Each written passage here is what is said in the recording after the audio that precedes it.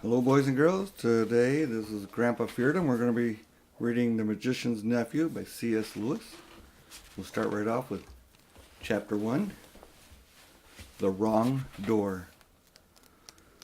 This is a story about something that happened long ago when your grandfather was a child. It is a very important story because it shows how all of the comings and goings between our world and the land of Narnia first began. In those days, Sherlock Holmes was still living in Baker Street, and the Bastables were looking for treasure in the Lucian Road. In those days, if you were a boy, you had to wear a stiff Eton collar every day, and schools were usually nastier than now. But meals were nicer, and as for sweets, well, I won't tell you how cheap and good they were because it would only make your mouth water in vain. And in those days, there lived in London a girl called Polly Plummer. She lived in one of the long row of houses which were all joined together. One morning, she was out in the back garden when a boy scrambled up from the garden next door and put his face over the wall. Polly was very surprised because up until now there had never been any children in that house, but only Mr. Ketterley and Miss Ketterley, a brother and sister, old bachelor and old maid, living together. So she looked up, full of curiosity. The face of the strange boy was very grubby. It could hardly have been grubbier if he had first rubbed his hands in the earth, and then had a good cry, and then dried his face with his hands. As a matter of fact, this was very nearly what he had been doing. "Hello," said Polly. "Hello," said the boy. "What's your name?" "Polly," said Polly. "What's yours?" "Diggory," said the boy. "I say, what's a funny name," said Polly. "It isn't half so funny as Polly," said Diggory. "Yes, it is," said Polly. "No, it isn't," said Diggory. "At any rate, I do wash my face," said Polly, "which is what you need to do, especially after—" And then she stopped. She had been going to say, "after you've been blubbing," but she thought that wouldn't be polite. "All right, I have then," said Diggory in a much louder voice, like a boy who was so miserable that he didn't care who knew he had been crying. "And so would you," he went on, "if you'd lived all your life in the country and had a pony and a river at the bottom of the garden, and then brought to live in this beastly hole like this." "London isn't a hole," said Polly indignantly.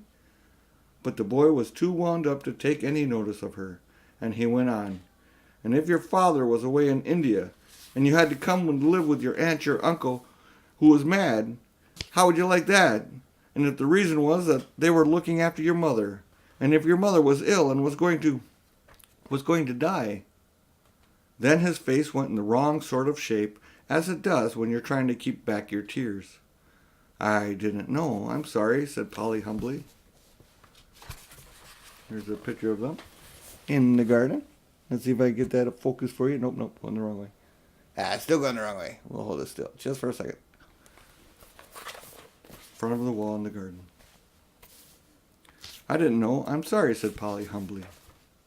And then, because she hardly knew what to say, and also to turn Diggory's mind to cheerful subjects, she asked, "Is Mr. Ketterley really mad?" "Well, either he's mad," said Diggory, "or there's some other mystery. He has a study on the top floor, and Aunt Letty says I must never go up there." "Well, that looks fishy to begin with. And then there's another thing. Whenever he tries to say anything to me at mealtimes, he never even tries to talk to her. She always shuts him up. She says, 'Don't worry the boy, Andrew.' Or, 'I'm sure Diggory doesn't want to hear about that.' Or else, 'Now, Diggory, wouldn't you like to go out and play in the garden?' What sort of things does he try to say? I don't know. He never gets far enough. But there's more than that.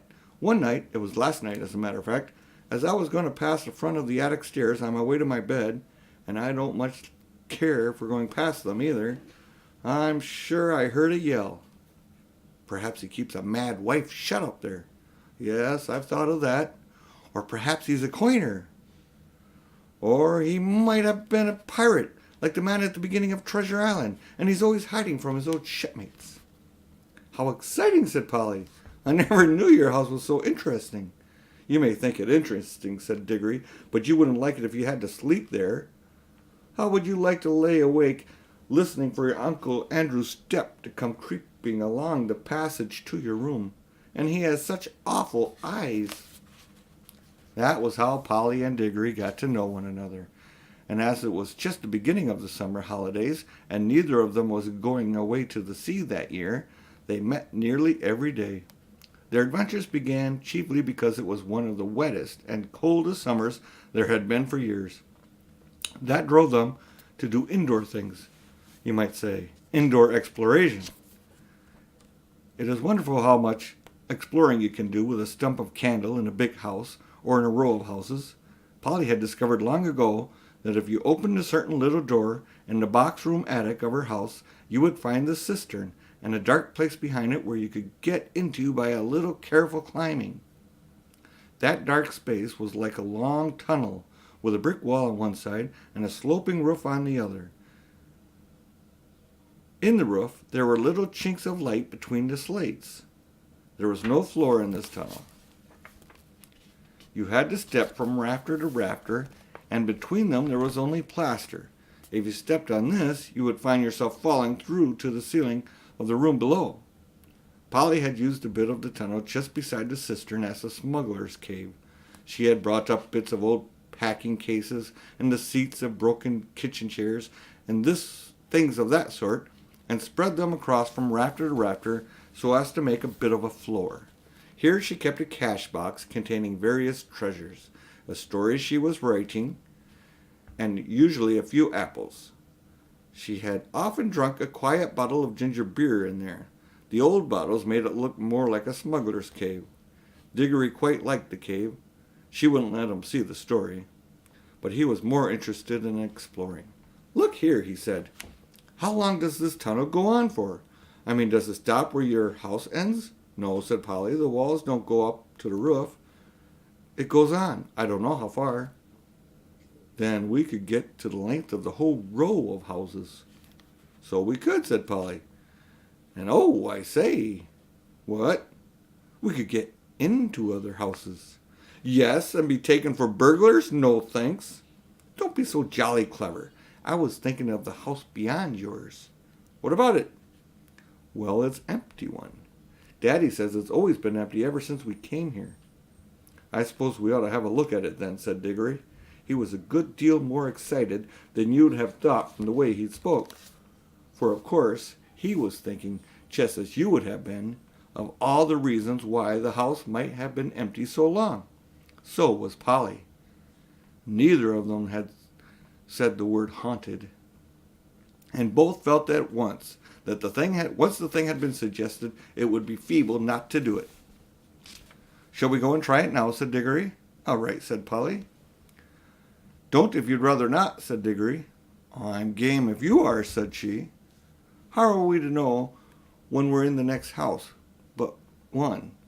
They decided they would have to go out into the box room and walk across it, taking steps as long as the steps of one rafter to the next.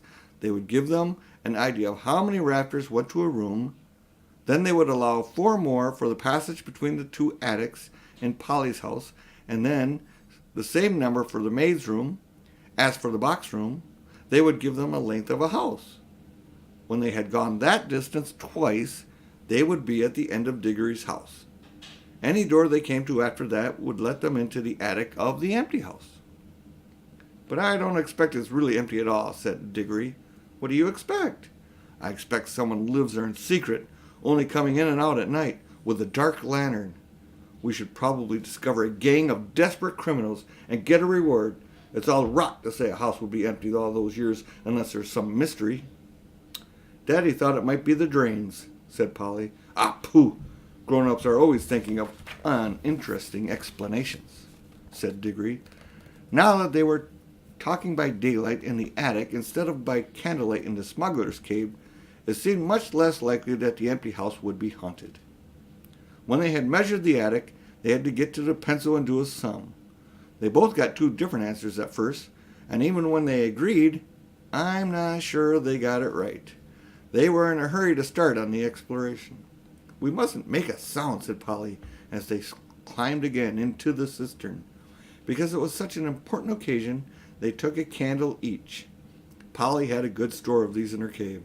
It was very dark and dusty and draughty, and they stepped from rafter to rafter without a word except to whisper to one another, "We're opposite your attic now," or "This must be halfway through our house." And neither of them stumbled, and the candles didn't go out, and at last they came where they could see a little door in the brick wall on their right. There was no bolt or handle on the side of it, of course, for the door had been made for getting in, not for getting out, but there was a catch, and there often is one on the inside of a cupboard door, which they felt sure it could be able to be turned. "Shall I?" said Diggory. "I'm game if you are," said Polly, just as she had said before. Both felt that it was becoming very serious, but neither would draw back. Diggory pushed around the catch with some difficulty. The door swung open, and then sudden daylight made them blink. Then, with a great shock, they saw that what they were looking not into an empty, deserted attic, but into a furnished room. But it seemed empty enough. It was dead silent. Polly's curiosity got the better of her. She blew out her candle and stepped out into the strange room, making no more noise than a mouse. It was shaped, of course, like an attic, but furnished as a sitting room. Every bit of the walls was lined with shelves, and every bit of the shelves was lined with books. A fire was burning in the grate. You remember that it was a very cold, wet summer that year. And in front of the fireplace, with its back towards them, was a high-backed armchair.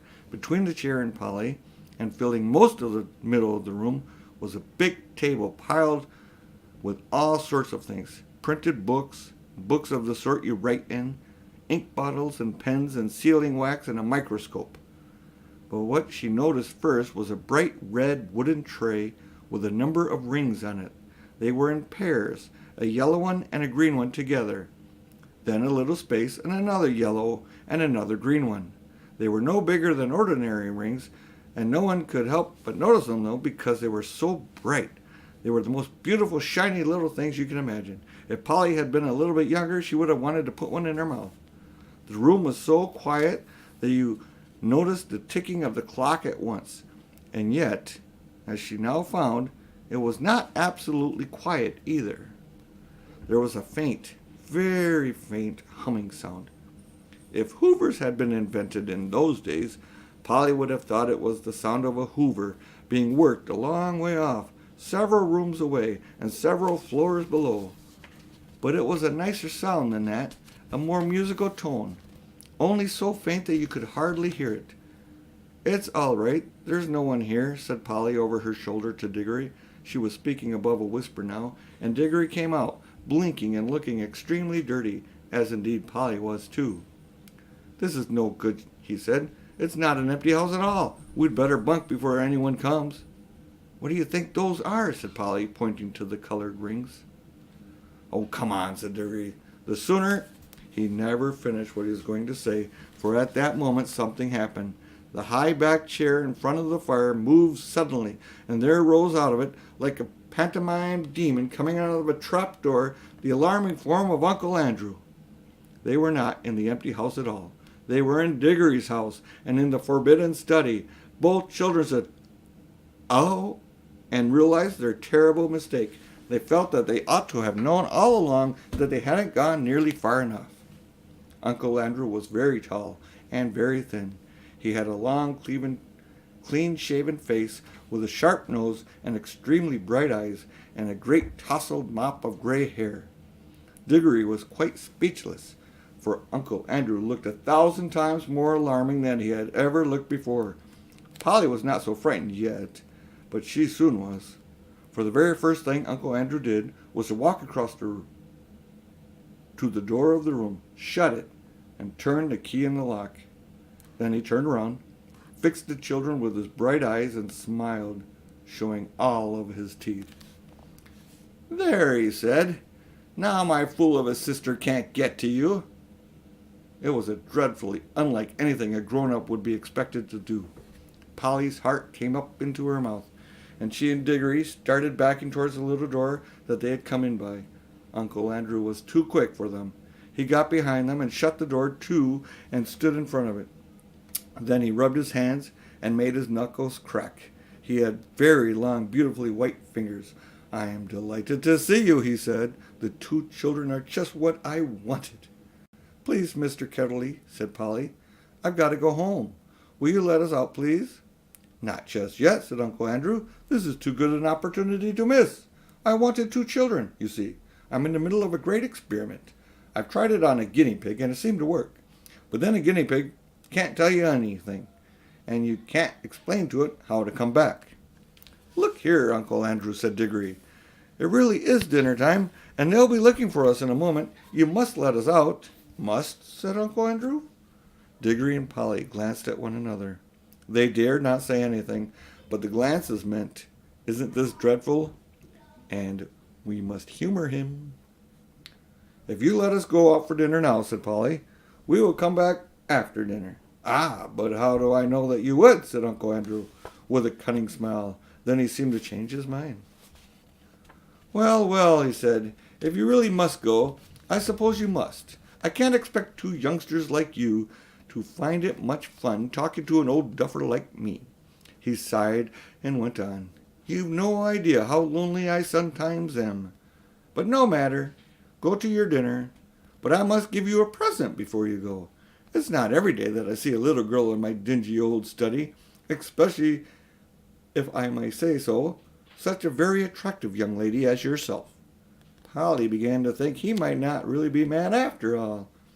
Wouldn't you like a ring, my dear? Said Uncle Andrew to Polly. Do you mean one of those yellow or green ones? Said Polly. How lovely! Not a green one, said Uncle Andrew. I'm afraid I can't give the green ones away, but I'd be delighted to give you any of the yellow ones, with my love. Come and try one on. Polly had now quite got over her fright, and felt sure that the old gentleman was not mad, and there was certainly something strangely attractive about those bright rings. She moved over to the tray. Why, I declare, she said, that humming noise gets louder here. It's almost as if the rings are making it. What a funny fancy, my dear, said Uncle Andrew with a laugh. It sounded a very natural laugh, but Diggory had seen an eager, almost greedy look on his face. Polly, don't be a fool, he shouted. Don't touch them. It was too late. Exactly as he spoke, Polly's hand went out to touch one of the rings, and immediately, without a flash, or a noise, or a warning of any sort, there was no Polly. Diggory and his uncle were alone in the room. And thus ends Chapter 1. Fair winds and following seas. See you for Chapter 2 later.